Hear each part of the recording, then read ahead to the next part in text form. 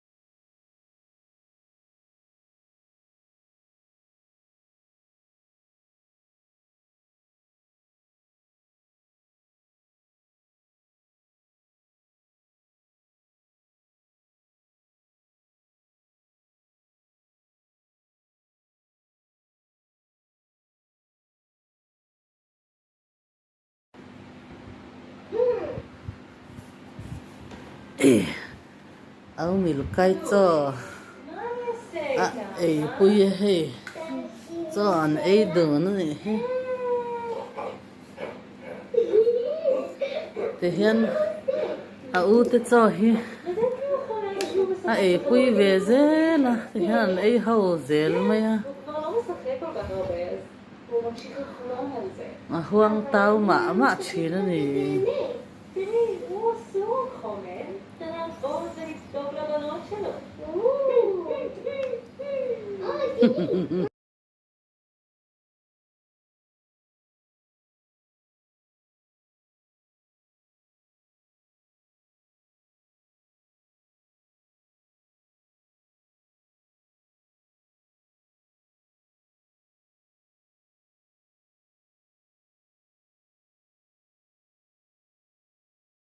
Music ridang velte alawrik hianin nya YouTube lampang hianin lom lutuk law wa chuwa chuan milkai ar te ne na an choi lai po hi TV a ena sonin ang music ijige mo khari choi box ya chuwa chuan hei milkai me channel pang fel takena ar ti han chote an ei tiran ei puya Ihana tur teka ape ngam mai ni tinga ran mangai na ran lai let na le dot na nei kan mo hianin ka tin lung helom maya asam ri lampang khachuti khanin ai katiri lauta milkai Israel rama ania hi nya pi in min lau thona YouTube da khanin ka ot khop maya he tianga anau pang te ina aran duat takle mangai taka en kolte ka mo hian ka thin lung hi atike som ka ti mai do na mani kalom maya a mo hinwam ka ti ya tin ka du dana pe chuan in hi han nei zau thei veila mani in han nei la ka soi ile soi nu ar te kel te chuan ui ania zo te chu kan nei a ui nen kel pakhat vok pakhat teng khanin varak po pakhat teng khanin